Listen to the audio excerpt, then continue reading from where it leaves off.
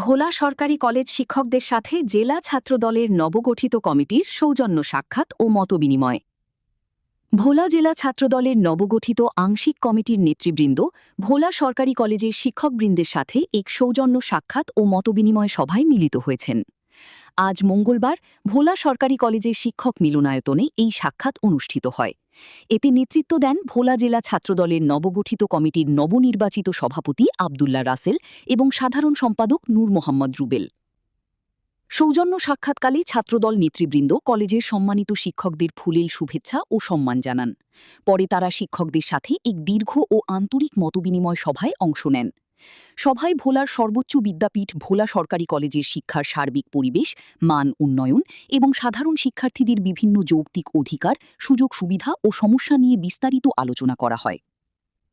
জেলা ছাত্রদলের সভাপতি আবদুল্লাহ রাসেল ও সাধারণ সম্পাদক নূর মোহাম্মদ রুবেল বলেন, সাধারণ শিক্ষার্থীদের জন্য একটি নিরাপদ, সুশৃঙ্খল এবং মেধাভিত্তিক শিক্ষাবান্ধব পরিবেশ নিশ্চিত করাই আমাদের মূল লক্ষ্য।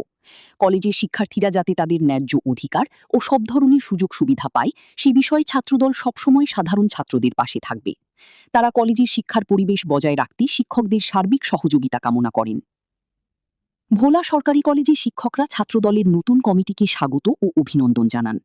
শিক্ষকরা আশা প্রকাশ করেন যে নবগঠিত এই কমিটি ক্যাম্পাসে শিক্ষার সুষ্ঠু পরিবেশ বজায় রাখতে এবং ছাত্রদের মেধা ও সৃজনশীলতার বিকাশে ইতিবাচক ভূমিকা পালন করবে।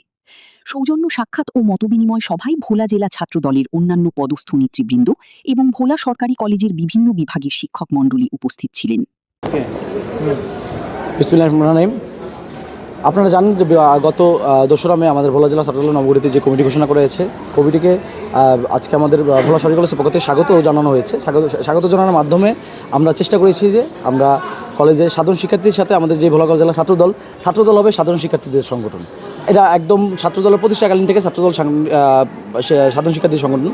সেই লক্ষ্যে কাজ করার জন্য আমরা আমাদের যে নতুন নবগঠিত নেতৃবৃন্দ ভোলা জেলা ছাত্রদলের সম্মানিত সভাপতি আবদুল্লাহ রাসেল ভাই, সম্মানিত সাধারণ সম্পাদক নূর মোহাম্মদ রুবেল ভাই সহ সাংগঠনিক সম্পাদক মেহেদী হাসান আসিফ ভাই সহ যারা নেতৃবৃন্দ আছেন তাদেরকে সবাইকে আমরা কলেজে আমন্ত্রণ জানিয়েছি এবং আমাদের প্রধান শিক্ষক জনাব ইসরাফিল স্যার তাদেরকে আমন্ত্রণ জানিয়ে তাদের সাথে বিভিন্ন কলেজের বিভিন্ন বিষয় নিয়ে আলোচনা করেছে, যেন আমরা শিক্ষার্থীর সাথে আরও ভালোভাবে কাজ করতে পারি।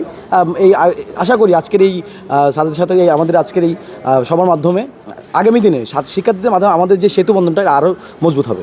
ধন্যবাদ। জি, আসসালামু আলাইকুম। আপনারা জানেন ভোলা জেলা ছাত্রদলের নতুন একটি কমিটি হয়েছে দীর্ঘ বহু বছর পর। সেই কমিটি শিক্ষকদের সাথে সৌজন্য সাক্ষাৎ এবং শিক্ষার্থীদের সার্বিক খোঁজখবর নেওয়ার জন্য আজকে কলেজে আসছে।